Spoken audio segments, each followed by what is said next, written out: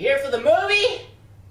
Okay, well, I think we're watching E.T. today.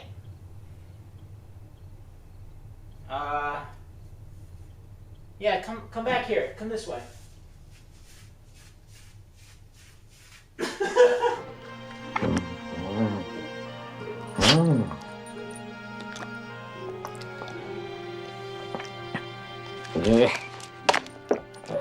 Oh, goddamn. E.T. was good. I like this movie a lot, actually. I haven't seen it in a very, very, very long time. I've basically forgotten everything except for the random moments that are seared into my brain from my childhood, like when all the guys with NASA suits parade into our hero's house. I think this is the worst movie we've seen on Weekly Classic Movie Night. It's still a very good movie, and in fact, I think the first half is fantastic. The second half peters out a bit for me, and I can't really explain why. I'm trying to put my finger on it as I speak, but there's something about the second half of this movie that just didn't quite click for me.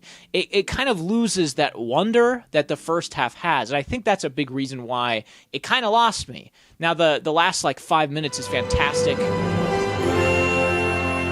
I'll be right here.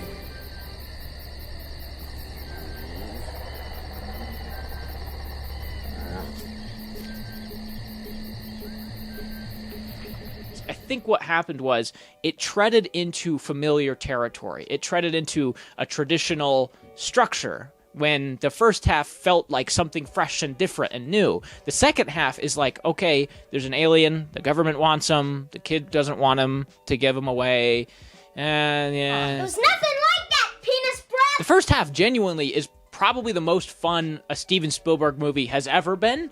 It's just filled with these great sequences of both tension building at the start when you're trying to figure out what E.T. is, and these great sequences of kid having fun moments. Childlike wonder, and it kind of is just this nice warm blanket to sit in and watch. It's nothing crazy. There's not even really a villain in this movie. The government kind of ends up being one, and they set up these jangling keys to be a villain. They're tracking down E.T. These keys are coming for him, and then turns out that he's just like a nice dude. I loved all the sequences of E.T. cross-cutting with Elliot, specifically the one where he gets drunk, E.T. gets drunk, and you find out that Elliot has some kind of bond or connection with him, and he feels his feelings, and E.T. is drunk, so Elliot kind of gets drunk, and then he's setting all these frogs loose in the classroom, and he has this moment where he kisses this girl who never comes back in the movie, and I love that stuff. I love the stuff that's whimsical. I love the stuff that kind of helps communicate the bond between these two without saying it overtly. I think that stuff is awesome.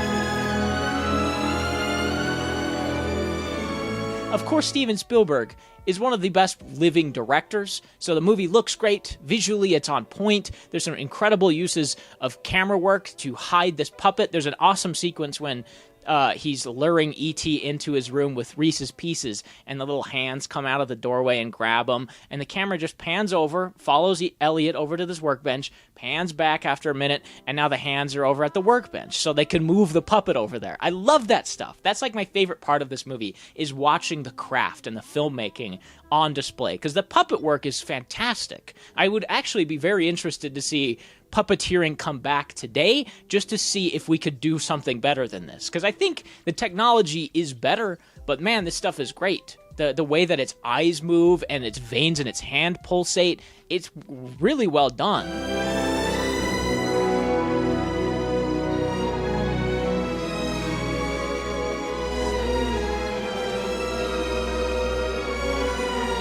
Sometimes it's just a head.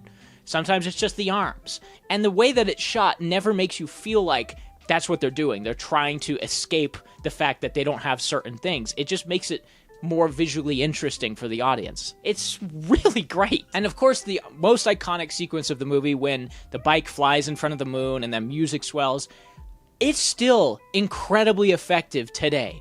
I watched that sequence and literally got chills all up my body. The music, the filmmaking, the way that the Elliot, the actor, reacts, and the way that the puppet is puppeteered. It's just like spot on perfection. And I love that stuff. Now, the visual effects, they don't hold up. They don't hold up at all.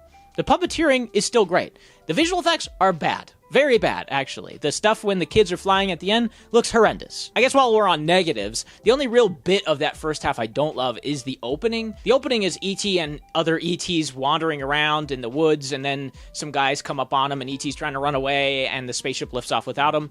I think that scene, while effective for what it's trying to communicate, which is E.T. was left here unintentionally, that's something that we learn later on in the movie anyway.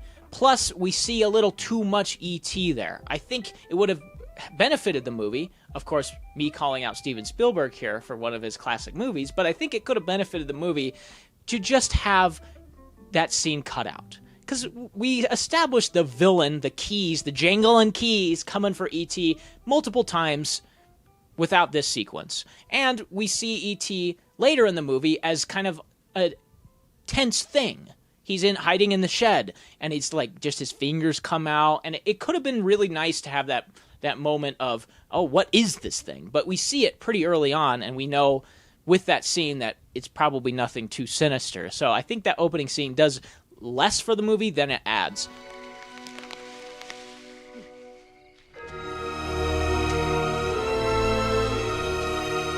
I like those little character flourishes that they put on these characters, or the dad being gone and the mom kind of having a difficult time processing that he's in Mexico with somebody else. There's little flourishes to all these characters that give them something a little bit extra that unfortunately isn't quite present in that second half. And now I think they set up in a way that helps pay off in that second half, like I said, that driving bit, but the mom is kind of forgotten, and Drew Barrymore's tiny little child is kind of forgotten too, and that's stuff that I really loved. I love the stuff between the kids just being kids and enjoying that they have this little alien that they can talk to. Now, do I think in my head that this higher intelligence creature who learns English super quickly and can build radars and stuff is probably like,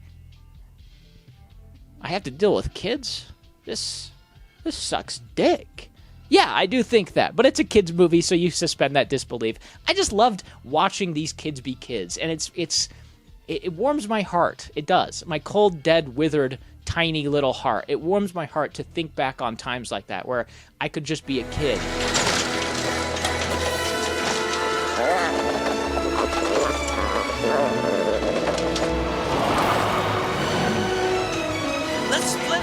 Of the three movies we've watched, Rosemary's Baby, Carrie, and this, it's probably the weakest. I still quite like it. Again, I think it's definitely worth watching or rewatching if you haven't seen it in a long time, because there is some great stuff going on in it, and it's a really good family movie, honestly. I think you could put this on for just about any age, and you would have fun with it. I watched it alone, a 27-year-old man in his apartment by himself, and I still had fun. Next week's movie, though, that's the important thing. And next week's movie is, I don't know yet, Eraserhead, the David Lynch classic film. I believe it's his debut film, one I have been meaning to see for years and years and years. That's, for some reason, has intimidated me for years and years and years. But Eraserhead it is. I can't wait. See you next week. Bro, what did I tell you? It's over. It's a wrap. So get the fuck out.